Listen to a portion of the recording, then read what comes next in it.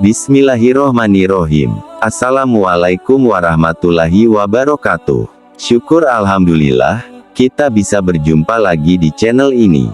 Sholawat dan salam semoga selalu tercurahkan kepada junjungan kita, Nabi besar Muhammad Shallallahu Alaihi Wasallam.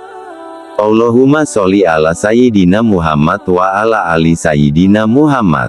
Harapan dan doa saya, untuk semua saudaraku yang menyimak video ini, selalu diberikan kesehatan, dilapangkan rezekinya, diampuni dosa-dosanya, dan dipanjangkan umurnya. Amin ya robbal alamin. Sahabat beriman yang dirahmati Allah. Neraka merupakan tempat bagi manusia untuk menjalani hukuman atas perbuatan buruknya selama hidup di dunia. Dalam sebuah riwayat disebutkan bahwa Nabi Muhammad Shallallahu Alaihi Wasallam pernah melakukan perjalanan ke neraka saat Isra Miraj. Beliau menceritakan bahwa di tempat itu banyak dihuni oleh kaum wanita. Rasulullah Shallallahu Alaihi Wasallam bersabda, "Aku melihat ke dalam surga, maka aku melihat kebanyakan penghuninya adalah fuqara, orang-orang fakir. Dan aku melihat ke dalam neraka, maka aku menyaksikan kebanyakan penghuninya adalah wanita." Hadits riwayat Bukhari dan Muslim. Para wanita itu disiksa dengan beragam cara yang berbeda sesuai dengan tingkat kesalahan mereka masing-masing. Lantas, apa yang menyebabkan para wanita masuk ke dalam neraka? Yang pertama adalah wanita yang mengecat rambutnya dengan warna hitam. Pada zaman ini, mengecat rambut merupakan tren kekinian, khususnya bagi kaum wanita.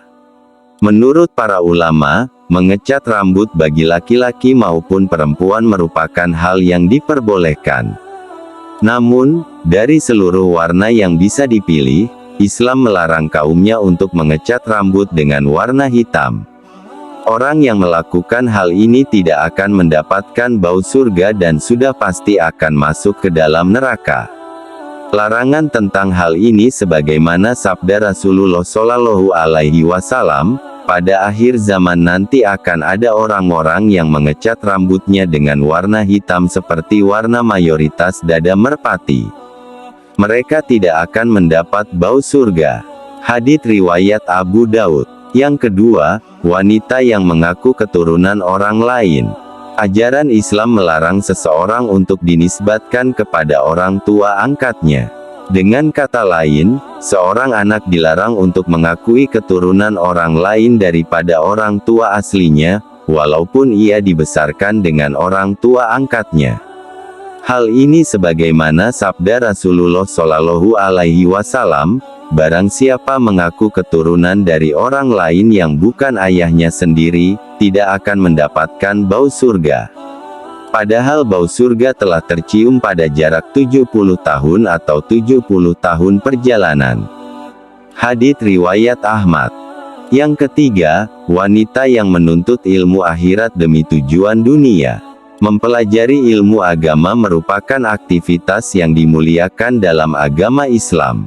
Akan tetapi, bila seorang wanita belajar ilmu agama hanya semata-mata untuk mengejar nafsu dunia, maka ancaman adalah neraka. Rasulullah Shallallahu Alaihi Wasallam bersabda, barang siapa menuntut ilmu yang seharusnya untuk Allah, namun ia tidak menuntutnya kecuali untuk mencari dunia, maka pada hari kiamat ia tidak akan mendapatkan bau surga. Hadits riwayat Ibnu Majah. Yang keempat, wanita yang bercerai tanpa alasan. Perceraian memang diperbolehkan dalam Islam, walaupun hal ini merupakan perbuatan yang sangat dibenci oleh Allah Subhanahu wa Ta'ala. Bagi para wanita yang ingin tetap melakukan perceraian ini, ditambah dengan tanpa alasan yang jelas dan tidak dibenarkan syariat, maka hukumannya adalah neraka. Rasulullah Shallallahu Alaihi Wasallam bersabda, siapapun wanita yang meminta talak pada suaminya tanpa alasan, maka bau surga haram baginya. Hadits riwayat Abu Daud. Yang kelima, wanita yang berperilaku sombong. Berperilaku sombong adalah perbuatan yang dilarang dalam Islam karena sombong bukanlah pakaian manusia. Apalagi jika hal itu ditambah dengan merendahkan derajat orang lain, hal seperti ini merupakan perbuatan yang sangat dibenci oleh Allah Subhanahu wa Ta'ala. Bahkan seseorang yang ketika meninggal dunia masih membawa sebiji sawi dari sifat sombong ketika hidupnya, maka ia tidak akan bisa mencium bau surga. Hal ini sebagaimana Rasulullah Shallallahu Alaihi Wasallam bersabda, tidak masuk surga seseorang yang di dalam hatinya ada kesombongan, meskipun seberat biji sawi. Hadits riwayat Muslim. Lalu yang keenam, wanita yang berpakaian tetapi telanjang.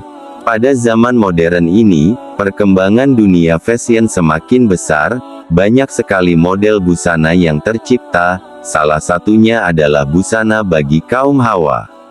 Tidak sedikit dari berbagai busana itu yang sengaja didesain dengan menggunakan bahan tipis dan ketat sehingga memperlihatkan aurat dan lekuk tubuh para wanita. Hal seperti inilah yang dikatakan berpakaian seperti telanjang. Para wanita yang menggunakan busana seperti ini diancam tidak bisa masuk surga oleh Allah Subhanahu wa Ta'ala. Hal ini sebagaimana Rasulullah Shallallahu Alaihi Wasallam bersabda, dua golongan penghuni neraka yang belum pernah aku lihat, kau membawa cambuk seperti ekor sapi, dengannya ia memukuli orang, dan wanita-wanita yang berpakaian tetapi telanjang, mereka berlenggak-lenggok dan condong dari ketaatan. Rambut mereka seperti punuk unta yang miring. Mereka tidak masuk surga dan tidak akan mencium baunya, padahal sesungguhnya bau surga itu tercium dari perjalanan sejauh ini dan ini. Hadits riwayat Muslim. Sahabat beriman yang dirahmati Allah, demikianlah pembahasan mengenai pakaian wanita yang dijanjikan tidak akan mencium bau surga. Semoga dengan adanya video ini dapat menjadi pelajaran, khususnya bagi kaum wanita, untuk menjalankan hidup sesuai dengan aturan dari Allah dan Rasul-Nya sehingga mereka selamat dari pedihnya siksa api neraka. Wallahu a'lam bishawab. Demikian yang bisa saya bagikan. Jangan lupa jika konten ini bermanfaat untuk like, komen dan share kepada teman dan saudara kita semua. Semoga bermanfaat untuk kita semua. Amin ya robbal alamin. Aqulu qouli hadza wa astaghfirullahi li wa lakum, fastaghfiru innahu huwal ghafurur rahim. Wassalamualaikum warahmatullahi wabarakatuh.